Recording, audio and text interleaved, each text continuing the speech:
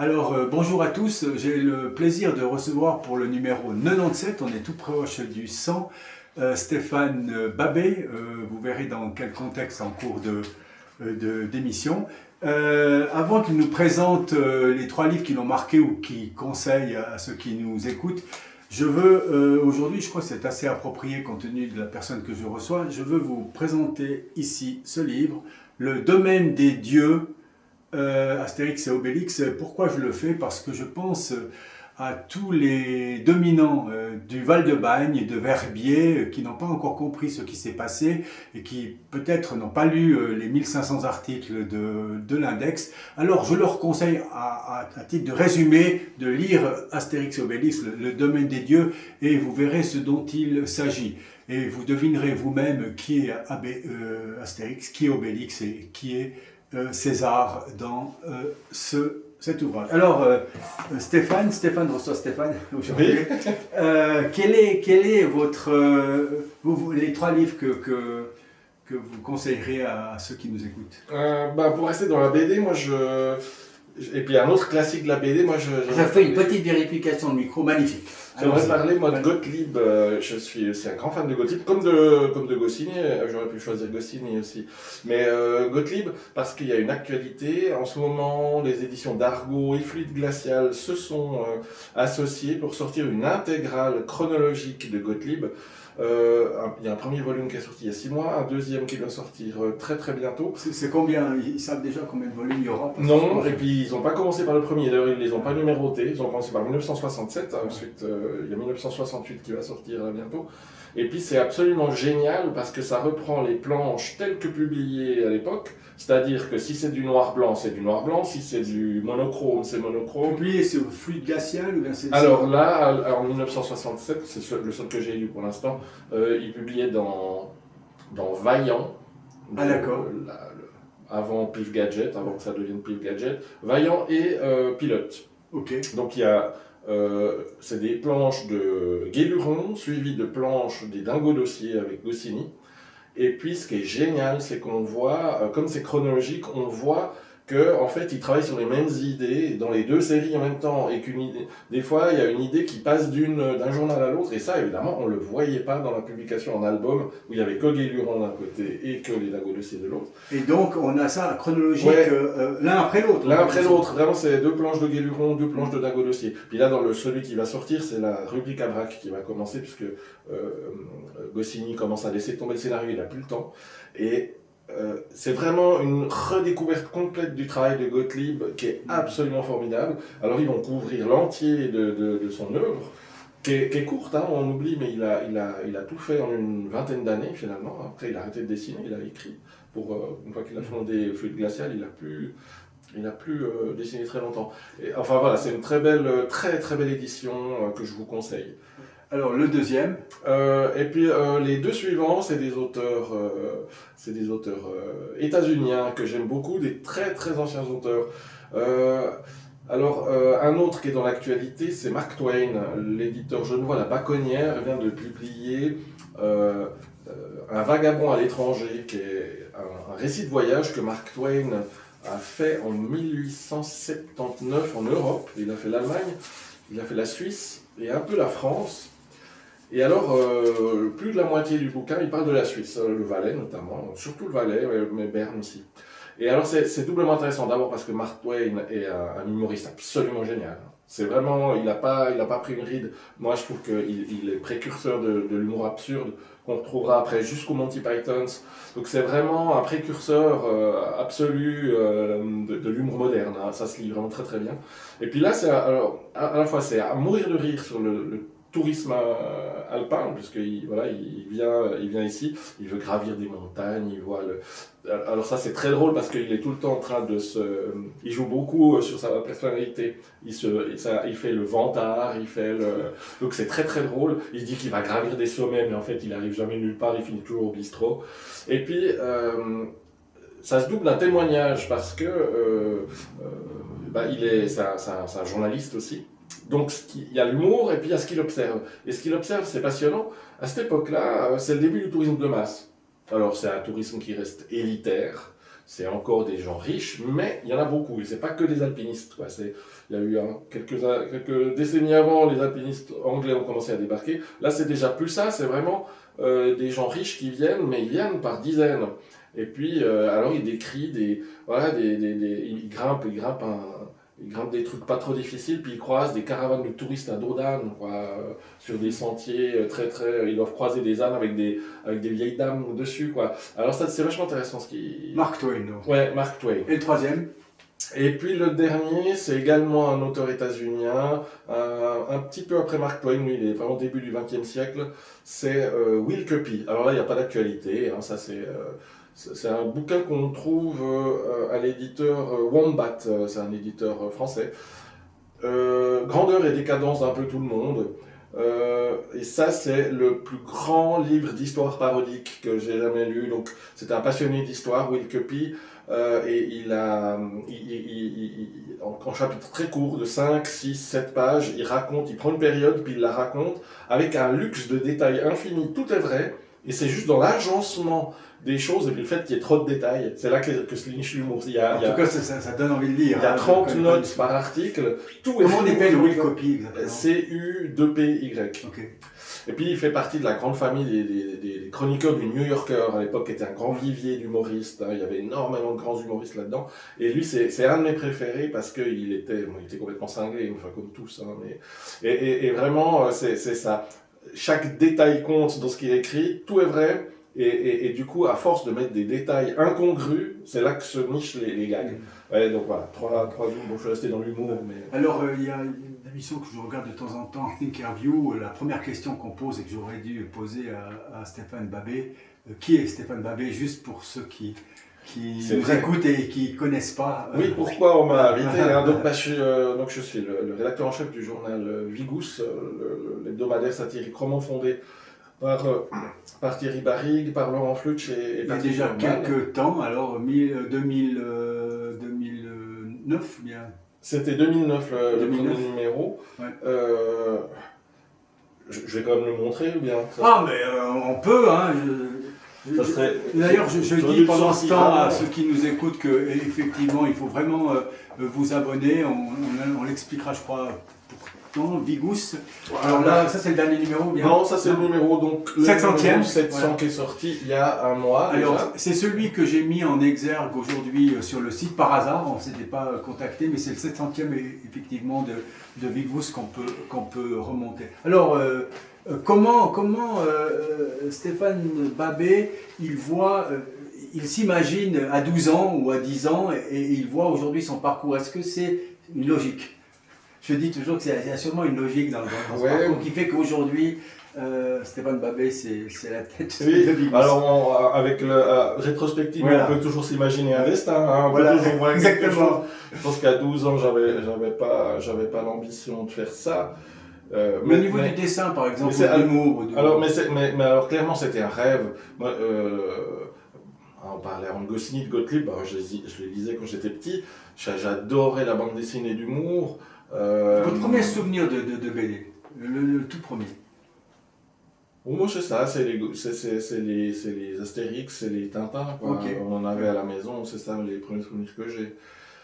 Donc, oui, je me rêvais plutôt dessinateur de BD, parce que j'en lisais énormément. Adolescent, vous dessiniez librement comme ça? Ouais, alors j'étais nul. Je me suis rendu compte quand même assez vite que j'étais pas doué, donc j'ai laissé tomber le dessin, j'espère, vers 10 ans sans doute. Puis après j'ai essayé le scénario plutôt. Ça n'a pas donné grand-chose. Des petites histoires. J'avais des amis qui étaient plus doués que moi pour le dessin. Alors donc, à un moment, je me suis dit, peut-être plus écrire des histoires. Mais vous écriviez de manière répétitive ou très occasionnelle? Non, c'était très occasionnel. Okay, vraiment, l'écriture, elle est venue plus tard. Elle est vraiment venue à l'adolescence, à partir du lycée, quoi. Mais avec un carnet, quelque chose de sérieux ou des feuilles volantes? Coup par coup. De tout. Des carnets, mon père me prêtait sa machine à écrire aussi. Voilà. Hermès, non? Non, il avait déjà...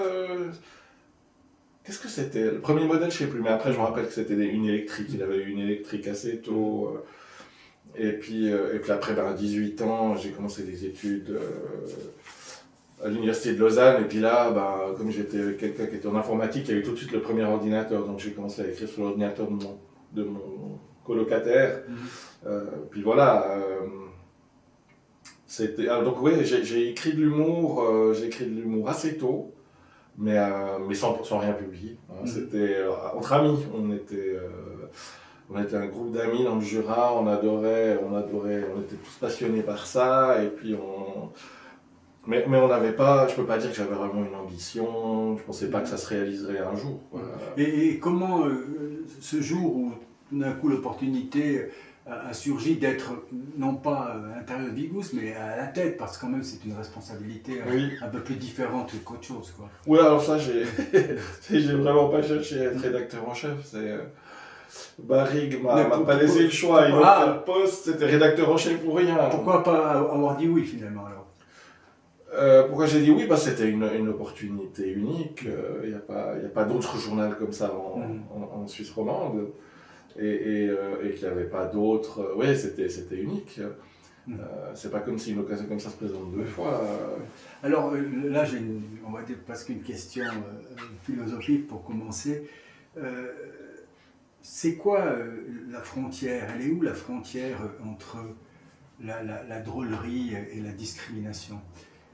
Je crois que vous avez participé à des séminaires ou à des discussions sur cette question fondamentale. Et dire sérieusement, dire quelque chose de sérieux sur cette distinction. Alors, c'est effectivement un thème de débat qu'on fait souvent, c'est le débat qu'on fait beaucoup en ce moment, je crois que je l'ai déjà fait 2 ou 3 fois cette année. Voilà. Mais c'est un thème passionnant, puis c'est important. C'est important. Alors, moi, ce que je constate, si vous voulez, c'est un sujet très vaste. Hein. On a un petit moment? Oui, on a un petit moment. Je dis, c'était pas 10 minutes. Le principe, c'est de pouvoir... Je me dis, il faut peut-être remonter un peu, faire un tout petit peu d'histoire. On a vraiment historiquement, l'humour, la satire, historiquement, la satire, c'est l'arme des faibles. C'est vraiment, si on monte à Rabelais, par exemple, il va s'attaquer au grand pouvoir, il va s'attaquer à l'Église, par exemple, on va rire de la vie des clercs, de la vie dissolue des clercs, par exemple. C'est comme un pouvoir auquel on s'attaque, c'est utiliser l'humour contre une institution qui est toute puissante. Et ça, c'est quelque chose qui a perduré très longtemps. On a l'institution des journaux satiriques en France, principalement au XIXe siècle, qui sont des héritiers un peu de la presse révolutionnaire, la presse politique, qui pouvaient, les pamphlets politiques pouvaient utiliser l'humour aussi, mais c'était encore très violent. Et après est venue la presse satirique au 19e. Je connais une étudiante, ça me fait penser, qui fait son travail actuellement de master sur les mazarinades. Oui. Donc ça, c'était encore antérieur à la révolution, avec tous ces pamphlets, enfin c'est la satire, on va dire. Oui. Et voilà, on a cette tradition-là, et évidemment c'est celle-là que nous on se réclame à Vigous, comme j'imagine la plupart des journaux satiriques. Donc c'est vraiment c'est le verbe contre la puissance terrestre, ou le dessin, effectivement. Et puis ça c'est le côté traditionnel. Ça a commencé à bouger. À partir peut-être de la montée en puissance de la société du spectacle, la télévision surtout. Là, j'interromps pour dire, je recommande vraiment à tout le monde, c'est un livre assez difficile, mais il faut lire La société du spectacle de Guy Debord. Pour moi, c'est un indispensable. Oui, mais il est assez difficile. Il est difficile, mais à la fin, quand on a fini, on se réjouit de l'avoir lu et d'avoir été jusqu'au bout. En tout cas, mais effectivement, ce qu'il dit est toujours vrai, je pense. Même si ça a beaucoup évolué, les moyens ont évolué, je pense que la théorie, elle est toujours juste. Donc, on peut situer ça à peu près dans les années 60-70, ça a commencé aux États-Unis, où le pouvoir, surtout le pouvoir de l'argent, a commencé à voir le profit qu'il y avait à utiliser l'humour. L'humour a commencé à être récupéré petit à petit par le pouvoir. alors que jusque-là, le pouvoir se caractérisait par une position hiératique, sérieuse et absolument imperméable au sourire. Et puis arrivé ce côté, des politiciens qui plaisantent, et puis des chaînes de télévision possédées par des milliardaires où ils sponsorisent une forme d'humour différente. Et là, on a commencé à voir apparaître petit à petit un humour différent, un humour très différent, qui n'est pas un humour nouveau, mais il était nouveau dans les médias. C'est-à-dire, c'est l'humour de bistrot, l'humour de cours d'école, on se moque de ce qui est différent, on se moque de... c'est un rire qui rabaisse, un rire oppressif, je dirais, qui a toujours existé, mais qu'on pratique entre nous, qu'on pratique, qui n'était pas pratiqué par la satire, très peu. Et actuellement, on vit l'âge d'or de ce rire-là, puisque Trump n'hésite pas à l'utiliser en permanence. C'est le rire de dire à une femme, mais toi, tais-toi, t'es qu'une dinde, tais-toi, piggy, quoi, tais-toi, cochonne. C'est vraiment la quintessence de ce rire oppressif qui va faire rire uniquement ses fans, et puis qui va évidemment scandaliser tous les autres. J'ai un bon exemple valaisan, si jamais, de ce rire oppressif. Il date d'il y a quelques années, c'est Oscar Freisinger qui dit, après le passage de Greta Thunberg, je crois qu'elle était à Davos, quand elles sont les prix déjà à Trump, mais c'était le premier mandat, et puis qu'elle a fait son fameux passage « Comment osez-vous » en s'adressant à tous les adultes, mais principalement à Trump. Et Freisinger, ici, a commenté, a fait rire toute une salle en disant « Oui, mais les autistes, de toute façon, leur principale caractéristique, c'est qu'ils paniquent. » Et puis tout le monde rit. Bien sûr, les autistes, ils paniquent, c'est pour ça que... Et voilà, donc on a un homme politique d'importance qui n'hésite pas à faire rire sur une personne handicapée. C'est quand même assez épatant. Et puis... personne qui se plaint, j'ai rien vu dans la presse pour dire mais scandale absolu. Non, ça passe, c'est devenu dans les mœurs maintenant. Donc on a cet humour-là qui est en train de prendre le pas sur tout le reste. On pourrait dire que c'est l'humour de droite, il y en a qui le disent comme ça. En tout cas, c'est un humour qui est du côté du pouvoir, qui est du côté des forts, et qui cherche juste à rabaisser et à détruire l'opposition. Et puis, il y a ce qu'on fait nous, qui a un humour critique et qui, au contraire, s'attaque au pouvoir. Donc voilà, on a ces deux aspects. Sur ma petite feuille, là, j'ai posé cette question que je trouve assez essentielle, à titre personnel.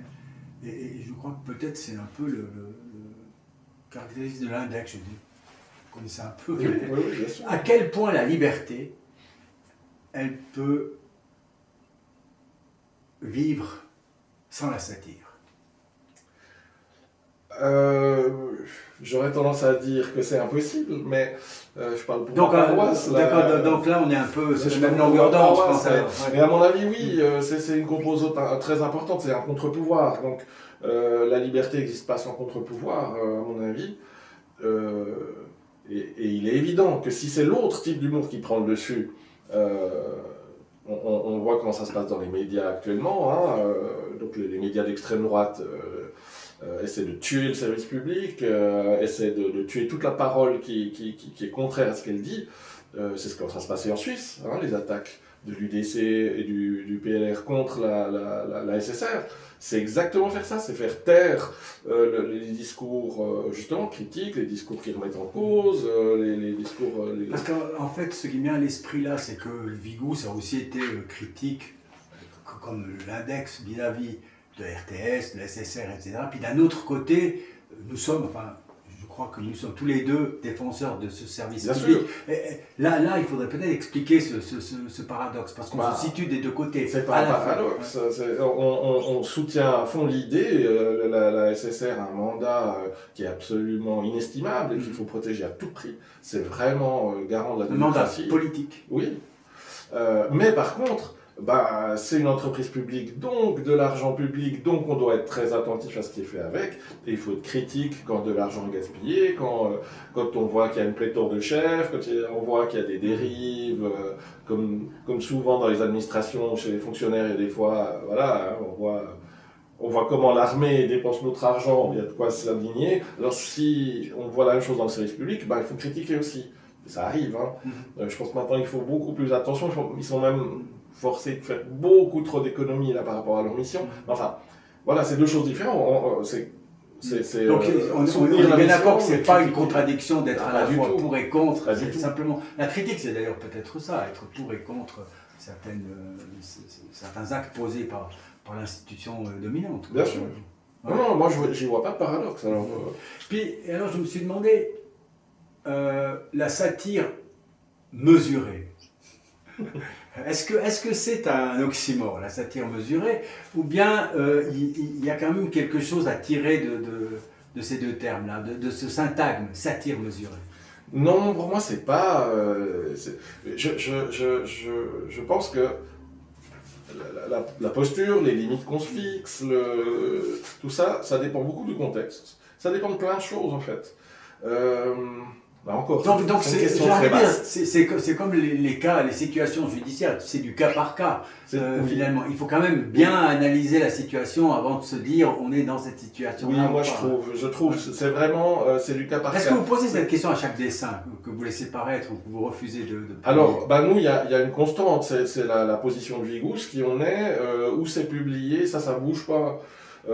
Parce qu'évidemment, le médium utilisé change le discours, si c'est à la radio, si c'est à la télé, quelle est la diffusion et tout. Donc ici, Vigous, nous on s'adresse à nos lecteurs, à nos abonnés, donc on a une liberté de discours qui est très grande. Les gens, ils viennent, ils nous achètent, ils s'abonnent, et puis ils savent un peu ce qu'ils vont découvrir. Donc, si ça leur plaît pas, ils arrêtent de nous acheter ou ils se désabonnent. Donc on a cette liberté-là, les gens ils décident de nous lire ou pas. On n'est pas dans le même cas de figure si on s'exprime à la télévision publique, où tout le monde nous reçoit, si on s'exprime sur Internet, où tout le monde nous reçoit, il n'y a pas d'acte de paiement sur Internet, par exemple. Donc c'est assez différent, puis il y a une diffusion beaucoup plus large. Donc il faut toujours avoir ça en tête. Ça donne déjà une première limite, ça. Parce que avec des gens qui achètent votre journal, qui sont consentants pour aller jusqu'à un certain point... J'ai envie de dire, est-ce qu'on joue pas un tout petit peu avec les mots dans la mesure où Vigous il est en kiosque, donc ok, il y a une liberté d'acquisition, etc. Mais c'est quand même un média public, dans le sens, au niveau de la communication... c'est public, oui. Oui, mais je vais vous dire ce que ça change aussi, parce qu'en fait, dans ces problématiques, on n'aborde jamais quelque chose qui est assez important, c'est l'aspect économique. Je vais vous dire quelque chose là, je reviens à une ancienne affaire, l'histoire Guillaume Meurice et France Inter. C'était il y a 2 ans. Peut-être juste faire un petit résumé, un pitch de l'histoire pour ceux qui la connaissent pas. C'était donc sur, je ne sais plus dans quelle émission. Guillaume Meurice, c'est un humoriste qui était sur France Inter, qui est parti à la suite du gag répété, entre guillemets, sur l'affaire Netanyahou. Donc voilà, il avait dit que Netanyahou était un nazi sans prépuce, je crois. Voilà. Et puis, ici, il y a un aspect, je trouve, qui n'a pas été... Alors bon, on lui a dit non, vous dites plus ça, c'est pas possible sur le service public, dites pas ça. C'est après la répétition. Et puis après, il a... mais juridiquement, en fait, c'était pas attaquable, du coup, il l'a répété, alors que sa direction lui avait dit non, ok, faut pas le dire. Alors ici, moi je trouve qu'on n'a pas beaucoup dit, parce que ça a été beaucoup critiqué, beaucoup de gens ont dit ah c'est incroyable, la censure du service public, on peut plus dire ce qu'on veut. Mais il y a deux choses différentes. Il y a la liberté de l'artiste, l'humoriste qui lit son truc, et puis il y a le diffuseur. Le diffuseur, ils n'ont pas les mêmes intérêts, ils doivent répondre à d'autres critères. Et on voit bien ce qui se passe maintenant. Les services publics, puisque c'est France Inter, une radio de service public française, ils sont soumis à des attaques de toutes parts par la droite, l'extrême droite, les hypermilliardaires. Au niveau budget aussi. Oui. Donc, le diffuseur, lui, il doit être conscient de ça, il doit prendre ça en compte. Et il sait que si il donne trop ce genre de message, ça va se retourner contre lui, ça va attaquer ses budgets et tout. Et forcément, le diffuseur, il doit prendre ça en compte, et c'est normal. Par contre, l'humoriste, lui, il n'a pas à se charger de ça.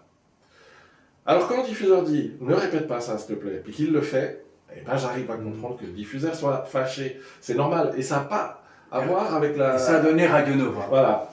Mais ça n'a rien à voir avec la liberté d'expression. L'humoriste a le droit de dire ce qu'il veut, le diffuseur a le droit de dire « Ah mais là, moi je suis pas d'accord que tu le dises 2 fois. » quoi. Parce que c'est des intérêts contradictoires, le diffuseur doit aussi faire attention à pouvoir continuer à diffuser. Parce que si il perd ses financements, qui se fait fermer en France, ils veulent donc que le service public soit vendu au privé. Si ça arrive, la liberté d'expression disparaîtra complètement. On parlera d'un moment, le moment Grasset. Peut-être on peut parler maintenant du moment Grasset. Alors, je vais juste quand même continuer mon raisonnement là-dessus. On est dans une situation, Vigous. On a un outil formidable pour dire plein de choses. Mais tant qu'on existe, si on publie des choses qui nous poussent à la faillite à cause des procès ou parce que les gens se désabonnent en masse, on ne peut plus rien dire du coup, puisqu'on n'a plus l'outil pour le faire. Donc en fait, il y a un aspect économique et financier dans ces problématiques de liberté d'expression qu'il faut aussi prendre en compte. Alors je sais que quand je parle de ça, moi, on m'oppose souvent « Oui, mais enfin, la liberté d'expression, c'est quelque chose d'absolu, arrêtez de nous parler de trucs mercantiles. » C'est pas faux dans l'absolu, c'est vrai. Mais il faut aussi tenir compte du fait qu'on doit dire les choses. On nous cite toujours en exemple, oui, la liberté absolue qu'avait Harakiri à l'époque, Choron et tout. Sauf que Choron, il ne payait pas les imprimeurs, il ne payait personne. Les témoignages de l'époque sont absolument effarants sur les gens qui écrivaient, qui n'étaient pas payés. Les imprimeurs n'étaient pas payés, ils changeaient à chaque numéro, ils changeaient d'imprimeur. Et, ok, donc il avait la liberté totale, mais c'était au prix que c'était en gros c'était un comportement un peu limite d'escroc quoi. Voilà, nous on paye tout le monde et on veut que ce soit économiquement viable, que les gens puissent en vivre et on veut pouvoir s'exprimer et dire des choses et tout ça impose des limites. Alors ouais, on peut dire à Harakiri, ils n'avaient pas de limite, ils faisaient ce qu'ils voulaient, mais en même temps c'était au prix d'acrobaties financières qui ont fait que ça a toujours été catastrophique. Il y a pas assez de Valaisans qui sont abonnés à Vigous, alors allez acheter Vigous en kiosque et abonnez-vous. Maintenant, naturellement, je ne veux pas éviter cette question à Vigous, c'est tout à fait autre chose. Le caricaturiste, est-ce que c'est un sujet de droit ? Je comprends bien la question. Eh bien, est-ce qu'on se rend compte que y a ces limites qui sont posées par l'état de droit au caricaturisme, où on se dit finalement non, là vous avez un peu fait la démonstration du oui, mais est-ce que il est conscient de ça ou bien pas? Non, mais bien sûr, le caricaturiste s'exprime dans les limites de la loi du pays où il travaille, évidemment. Donc, alors naturellement, on peut pas. Vous voyez où je veux en venir, c'est mon épouse et moi-même, nous avons déposé une dénonciation pénale contre Charlie Hebdo. Je savais qu'on y viendrait. Nous sommes ici, il y a Charlie Hebdo derrière, là, oui. donc je suis Charlie, j'étais Charlie, je suis encore Charlie, je dis à Charlie qui m'écoute, je suis Charlie. Mais très, très sérieusement, parce que peut-être nous prolongerons hors caméra ce discours, mais très sérieusement, quelle a été votre réaction? Je sais qu'il y a eu des discussions, mais votre réaction personnelle au moment de ce fameux dessin de Charlie sur Crans-Montana, l'affaire Constellation, avec ces brûlés qui font du ski, etc. C'était franchement votre réaction personnelle. Personnellement, j'ai trouvé ça très mauvais. Et j'ai trouvé. Est-ce qu'il y a eu un sourire quand même ou bien pas? Non, je n'ai pas trouvé bon. Je ne trouve pas ce dessin bon. Alors, vous l'auriez censuré moi, je l'aurais jamais pris. Jamais pris. Non, ça, mais évident, c'était parce que vous êtes suisse ou bien c'est le. Parce qu'on est suisse, parce qu'on est Vigous, parce que on est proche des lieux du drame, on peut pas réagir de la même façon. Parce qu'on était touchés par le drame nous aussi, comme énormément de gens ici. À Vigous aussi, il y a des gens qui connaissaient des victimes. On ne peut pas réagir de la même façon. Voilà, c'est normal. Après, eux, ils sont loin de là. Je suis sûr qu'ils étaient touchés d'aucune façon. De toute façon, ça change rien. Bon, ils se sont expliqués sur le dessin. Ils ont sorti un numéro spécial il y a un mois, là, sur les grandes polémiques qui ont frappé le journal ces 10-15 dernières années. Et puis évidemment, celle-ci figurait en vol phare. Oui, ça doit être en kiosque. Parce que nous avons eu le droit, après un dessin, le jour suivant, après l'émission de radio, où le directeur il est venu, et on a eu le droit, les deux arbalétriers suisses qui zigouillent, on va dire, on ne peut pas dire ça autrement. Alors là, personnellement, ça m'a fait rire. Oui, j'ai trouvé drôle. Moi, j'ai trouvé très, très drôle, c'était l'humour. Mais moi, je dis que le caricaturiste, il est aussi sujet de droit, et ça m'intéresse à titre personnel, parce que l'avocat, selon les mots utilisés, il est poursuivi. Donc, le dessinateur, il peut être poursuivi. Et est-ce que ça, c'est une atteinte à la dignité des brûlés? Je trouve que c'est une vraie question. Ouais, c'est une question très très compliquée. Moi, je préfère pas m'engager là-dessus, parce que c'est très juridique quand même comme discussion. Mais ce que j'aimerais dire, moi, justement, pourquoi il y a un souci avec ce dessin? Le souci, pour moi, il se situe pas dans le dessin lui-même. Je l'aurais jamais pris à Bigous, mais pour moi, c'est pas un dessin impossible. C'est pas un dessin qu'on n'a pas le droit de faire. Hein.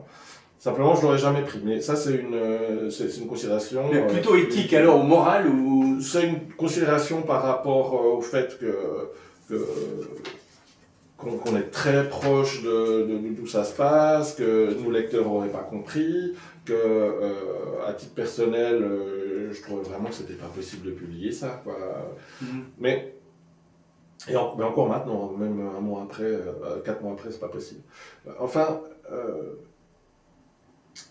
Le truc, la justification qu'ils donnent, eux, elle est double. La première chose, c'est de dire on doit rire, le plus important sujet dont on doit rire, c'est la mort. Face à la mort, il n'y a qu'une bonne attitude, c'est le rire. Je dis déjà, c'est face aux vivants. Ils sont vivants, ces brûlés. Entre vous et moi, ils sont vivants. Hein, donc ça, c'est vraiment un discours qui me paraît une circonstance. Je crois que c'est un discours, une réponse de mauvaise foi pour moi. Alors, moi ça me paraît recevable, et je suis d'accord avec l'argument, pas dans ce contexte, mais en général, rions de la mort. Évidemment, tout à fait. Mais sauf que là, c'est des vivants. Et puis, le deuxième aspect, c'est de dire, justement, c'est proche de nous, on a cette règle en journalisme qui s'appelle, elle n'a pas un beau nom, mais elle est assez juste psychologiquement, c'est la mort au kilomètre. Hein. Plus un drame se situe loin de nous, moins on est touché.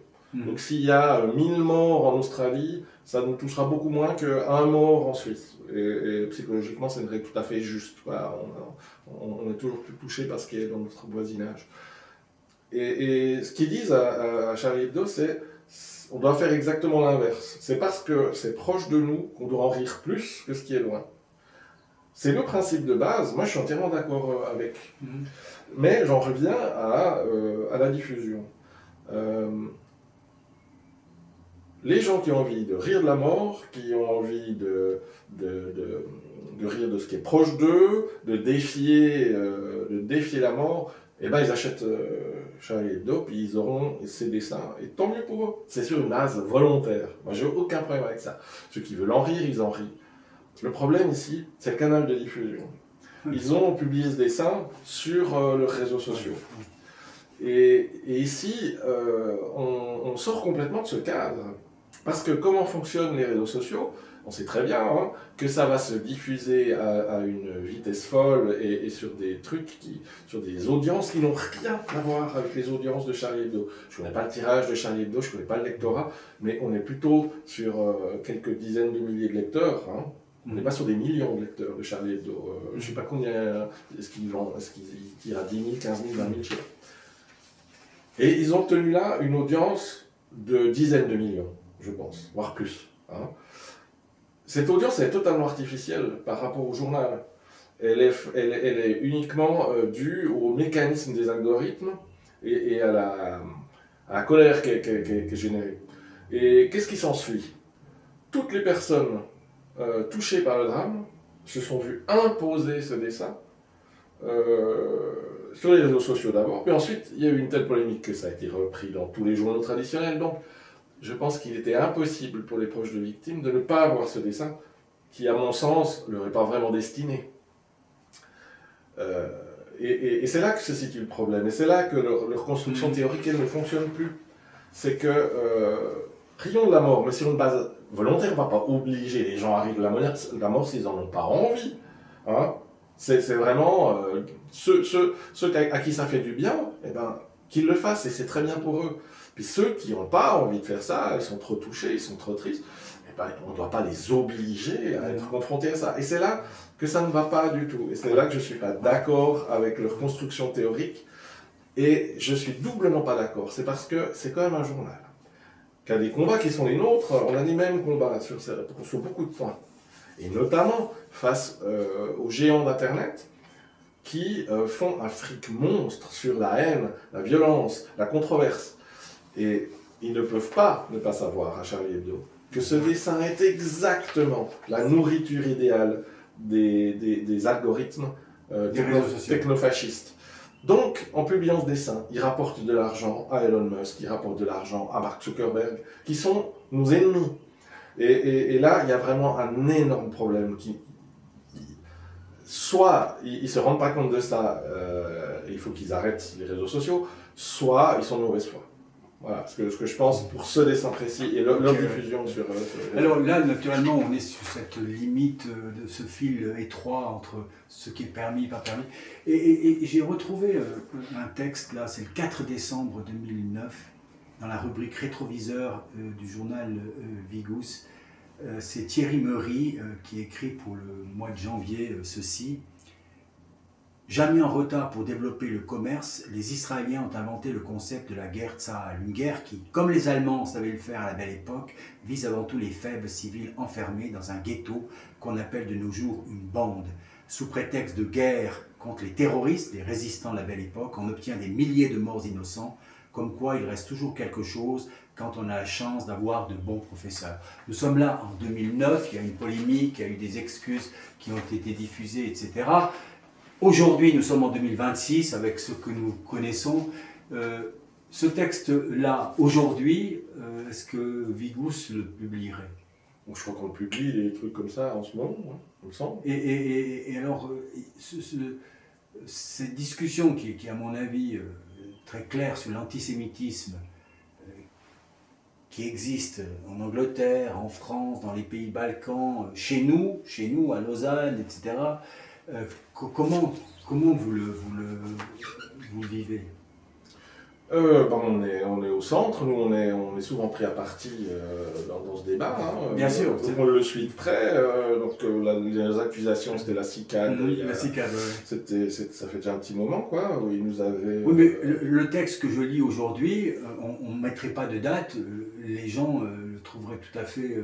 une grande partie des gens... Ça n'a pas changé. Voilà, ça, c'est même aggravé. Aggravé, ouais. Effectivement, oui. Oui, donc là on est vraiment au centre d'un problème qui est toujours évidemment d'actualité.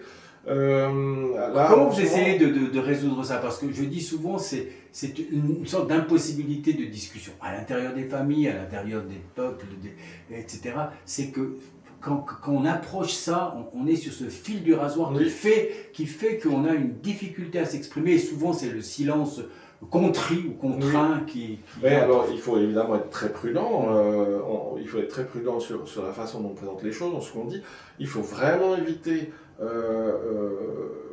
les généralisations et il faut vraiment rester très clair sur le fait qu'on parle du gouvernement Netanyahou et qu'on ne parle pas d'Israël en tant que peuple, puisqu'il y a des gens qui ne sont pas du tout d'accord avec ce qui se fait, et qu'on parle encore moins des Juifs en tant que religion. Donc là, il faut être très clair dans ce qu'on écrit. Et puis éviter les raccourcis qui, là, justement, vont rejoindre les amalgames qu'on fait de l'extrême droite à l'extrême gauche. Oui, là, alors, lorsqu'on parle de Bibi, on pourrait être d'accord, même Arthur était d'accord, et puis tout d'un coup, si on se dit, mais est-ce que lui, c'est le représentant, l'organe de l'État d'Israël ? Est-ce que si on parle de l'État d'Israël, il n'y a pas ce danger terrible de tomber dans quelque chose d'exécrable finalement. Oui, bien sûr, il y a un Des danger. deux côtés, naturellement. Non, il y a un danger. Il y a un danger, mais on ne peut pas ne pas parler de ce thème. On peut pas. Et puis on doit dénoncer, c'est important. Mais il faut le faire vraiment avec prudence et puis raison, je vais dire. Donc, et puis il faut aussi penser. Il faut aussi penser à épargner tous les gens qui ne sont pas du côté de Netanyahou. Les Israéliens qui ne sont pas du côté de Netanyahou, les Juifs qui ne soutiennent pas Netanyahou en général. Il ne faut pas qu'ils se sentent accablés, quoi. Il y a énormément de Juifs qui partagent notre avis. Il faut qu'on puisse faire de la satire dans laquelle eux aussi puissent se reconnaître. Donc c'est pour ça que moi, je cherche à éviter, par exemple, des représentations directes en lien avec le Troisième Reich qu'on associerait à l'armée israélienne. Parce que, enfin, est-ce que j'ai le droit de penser que Stéphane Babé alors aurait dit à Meury, dans le cas particulier, que la comparaison là, elle était peut-être. Il faudrait que je vois. Je connaissais pas ce texte précisément, j'avais lu à l'époque, mais j'étais pas rédacteur en chef. Comme ça, il m'avait l'air d'aller. Je sais pas si j'aurais demandé à changer quelque chose, je sais pas. Je pense qu'on peut dire beaucoup de choses. Avec les mots, ça passe plus facilement. Il faut faire plus attention au côté visuel, à l'impact visuel de certaines choses, je dirais. Ça touche peut-être plus. Et puis aussi avec des mots, on peut quand même développer un argumentaire, on peut être un peu plus nuancé. Et il faut faire attention au dessin, qui peut vite avoir un aspect choquant. On cherche à choquer, mais il ne faut pas qu'on choque du mauvais côté, il ne faut pas qu'on choque pour une mauvaise raison. J'ai écrit ici Vigous pique, l'index pique. Quand la piqûre est-elle justifiée? La question à l'envers, est-ce que de temps en temps on se dit tiens, là il y a une piqûre, mais elle n'est pas justifiée et je m'en abstiens?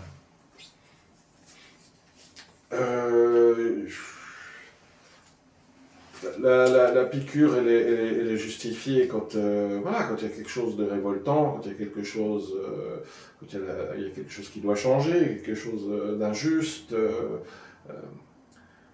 On a dit, par exemple, c'est une critique que je comprends, justifiée, que quand il y avait l'affaire Tornet-Giroud, j'ai trop piqué. Chez vous, avec Maudet, on a dit aussi que vous aviez trop piqué. Est-ce que vous êtes posé la question à un moment donné, est-ce que j'ai trop piqué Maudet, par exemple? Avec Maudet, non. On ne s'est pas posé trop la question. Après, c'est vrai. Est-ce qu'à un moment, alors, est-ce qu'aujourd'hui, comme ça, sur ce siège, sur ce divan, ce canapé, vous vous dites, ouais, là peut-être j'ai trop piqué. J'ai trop piqué. Il faut faire attention de pas. En fait, pour Maudet, on avait reçu du courrier de lecteurs des gens qui disaient mais arrêtez de nous parler de lui, on en a un peu marre. C'était souvent pas des Genevois. Les non-Genevois étaient moins touchés forcément, parce qu'ils ne sont pas impactés tellement par cette politique-là. Mais c'est vrai qu'on doit se poser la question, chaque fois qu'on reçoit du courrier, les gens qui nous disent mais là vous nous parlez trop de ce sujet, c'est vrai qu'il faut se poser la question et puis se dire bon, peut-être que il faut quand même faire attention à avoir toujours dans Vigous un menu assez varié pour qu'il y ait des sujets. C'est dur en ce moment, parce qu'on a quand même Trump qui prend énormément de place dans la politique, dans le paysage de tous les jours, et puis qu'il faut faire très très attention à pas écœurer les gens, déjà qui sont écœurés rien qu'en regardant la télé ou en ouvrant le journal normal, quoi, pas Vigous. Donc on doit faire attention à ça. Là c'est plus une question de lassitude aussi. On doit aussi faire attention à ça. Le dernier dessin qui vous a fait marrer, est-ce que vous pouvez l'expliquer? On ne verra pas le dessin, mais l'expliquer. Vous avez en tête j'en vois tellement passer chaque semaine. Voilà, je ne peux pas répondre parce que je suis déjà passé au journal suivant, moi. Il faut que j'en trouve un dans le journal de cette semaine. Qu'est-ce qu'on a fait en une?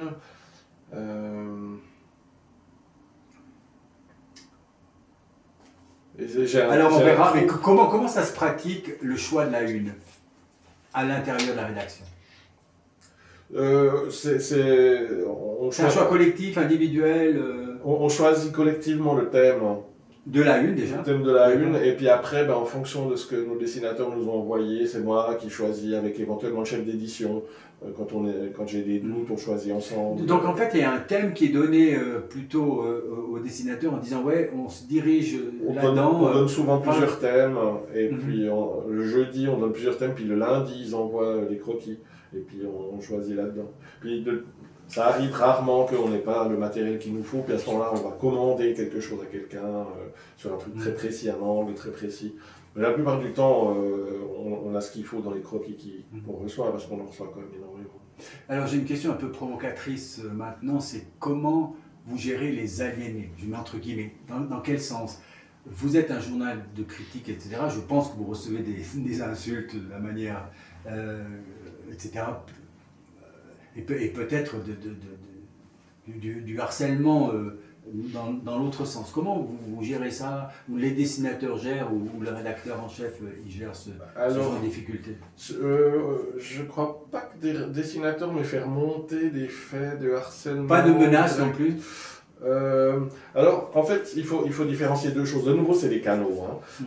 Donc, pour Vigous, nous, on reçoit pas mal de courriers qui nous félicitent ou qui nous critiquent.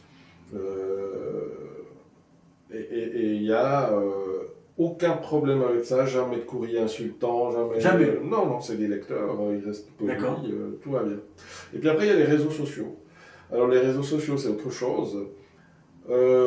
Suivant les thèmes, par exemple la votation sur le service public récemment, on voit tout d'un coup qu'on publie une sur un réseau social et puis que ça dégénère totalement, que les trolls arrivent, voire les robots.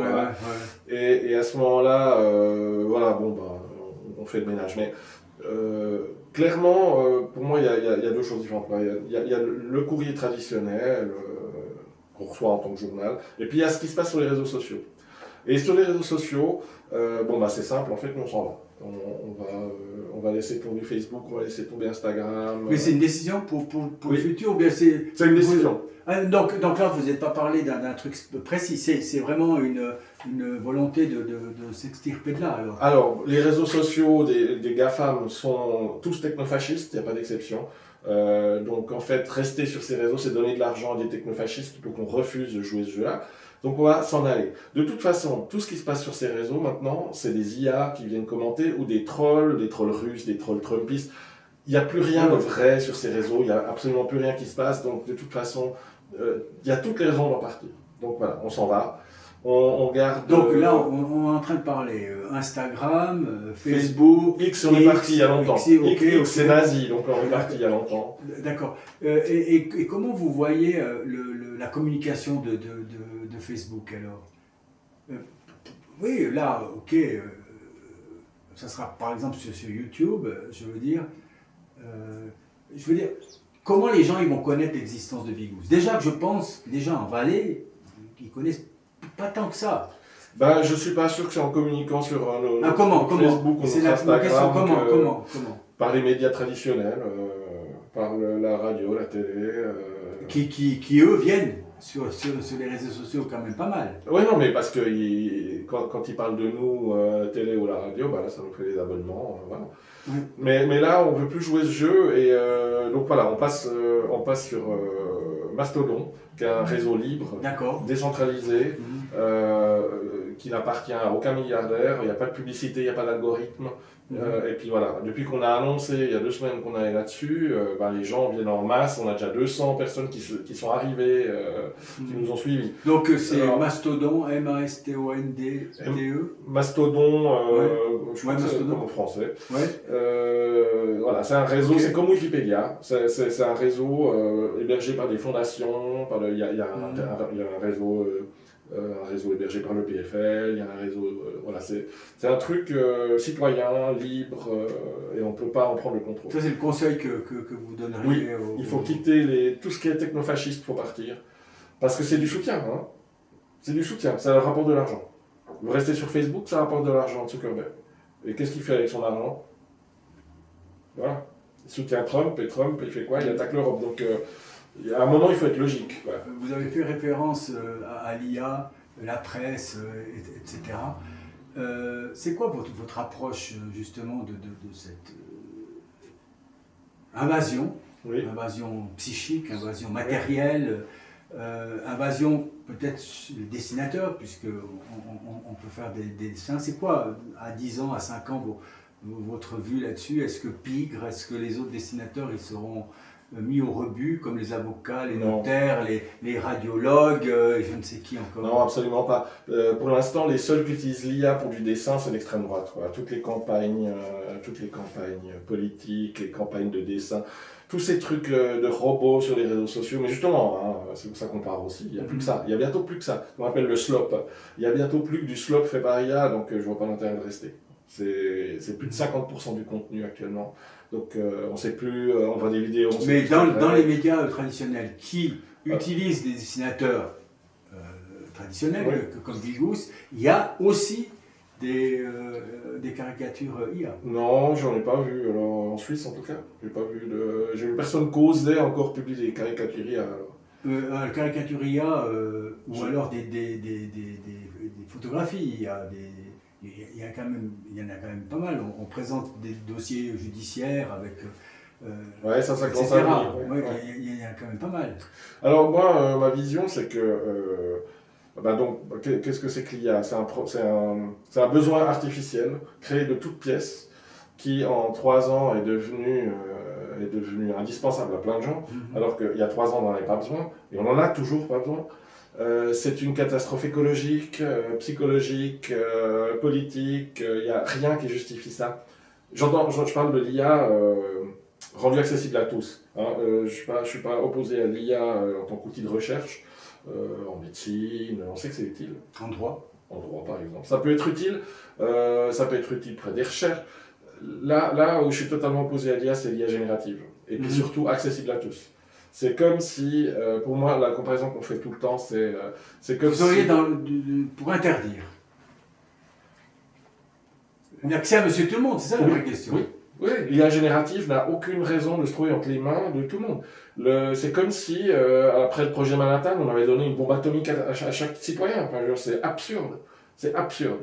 Et je pense que les gens commencent à s'en rendre compte et que vont apparaître des labels faits sans IA et que ça va devenir un argument de vente, comme dire que c'est bio ou dire que c'est naturel. Et donc il y a une fronde qui est en train de s'organiser maintenant aux États-Unis. Hein, je ne sais pas si vous avez vu, cette semaine, l'État du Maine a mis un moratoire sur la construction des data centers. Donc l'État du Maine ne veut plus de data centers sur son territoire. Il y a une ville dans le New Jersey qui vient de refuser une construction aussi. Et tous les États américains se sont précipités sur ces 2 endroits pour dire comment vous avez fait. C'était quoi votre méthode? Parce que les villes qui ont des grands data centers maintenant, ils vont construire ça dans des villes d'importance moyenne, elles ont des coupures de courant, elles ont des coupures d'eau. C'est la catastrophe intégrale. Et il y en a partout, hein, en Suisse aussi, ils en construisent. On n'a pas encore les mêmes problèmes, mais ça va venir. Donc en fait, on se rend compte là ils ont créé un besoin inutile qui est en train de nous tuer, et à toute vitesse. Et là, il y a vraiment quelque chose qui... Mais quelle est votre approche sur les rédactions, je ne veux pas citer de noms, qui se disent entre 2 journalistes que je dois engager, un qui est totalement opposé à la structure l'IA en disant c'est le dialogue comme on a ici qui doit primer avec les enquêtes en rencontrant les gens, et ceux qui disent non, de toute façon l'avenir du journalisme c'est l'IA, voilà comment je vois le suite, etc., et qu'on privilégie à cause de la période le deuxième type de personnes. C'est quoi votre approche nous c'est absolument c'est aberrant, quoi. Enfin, et puis en plus évidemment même si ça provient de plusieurs pays, on sait que les gens utilisent à 90% de l'IA états-unienne, des GAFAM. Donc c'est de nouveau un asservissement technologique à un ennemi, hein, un pays ennemi. Donc c'est de nouveau donner de l'argent aux gens qui veulent nous attaquer. Donc c'est vraiment d'une stupidité infinie. Il faut vraiment arrêter avec ça, quoi. Pour moi, il faut là se mettre dans une posture de refus vis-à-vis de tout ça.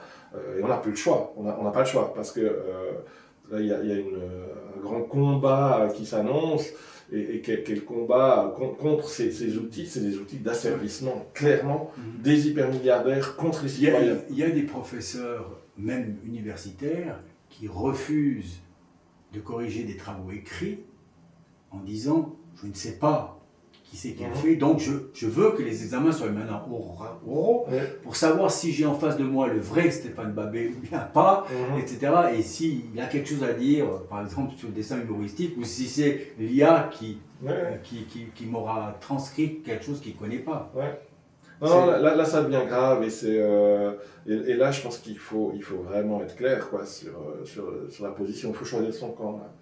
Et nous, on est résolument opposés à ça. D'accord. Et alors, la question d'actualité que j'ai envie de traiter aujourd'hui, c'est Grasset. Oui. Grasset, donc c'est 170, il y aura peut-être 200 grands écrivains, entre guillemets, qui, à la suite de la démission forcée, du départ forcé de Olivier Nora, ont décidé de quitter Grasset. C'est un temps d'opportunité ou un temps fasciste de révolte? C'est un temps d'opportunité. Il se passe enfin quelque chose. Parce que Bolloré, ça fait un moment qu'il est là. Ça fait un moment que Bolloré creuse son trou dans le paysage médiatique français.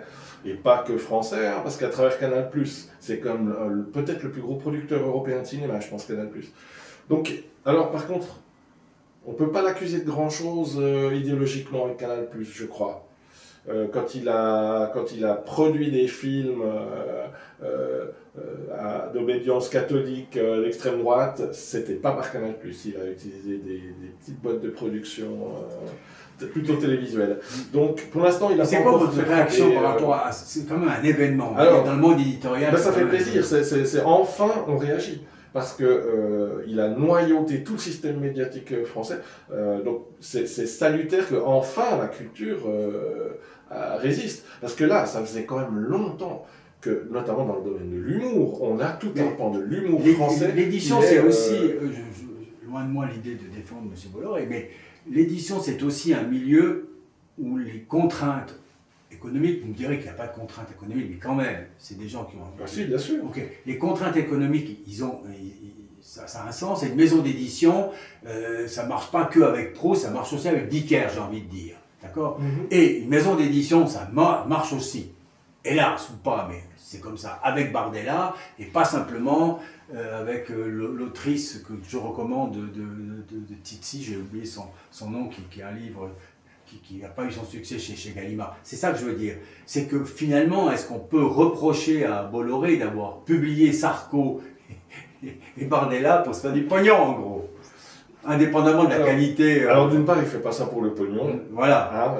On sait très bien pourquoi il fait ça. Et c'est pas pour le pognon. Enfin, s'il y a du pognon à se faire au passage, il ne va pas cracher dessus. C'est comme ça qu'il est devenu milliardaire. Oui, mais il n'a pas acheté Grasset pour faire que de la poésie. Non. Mais...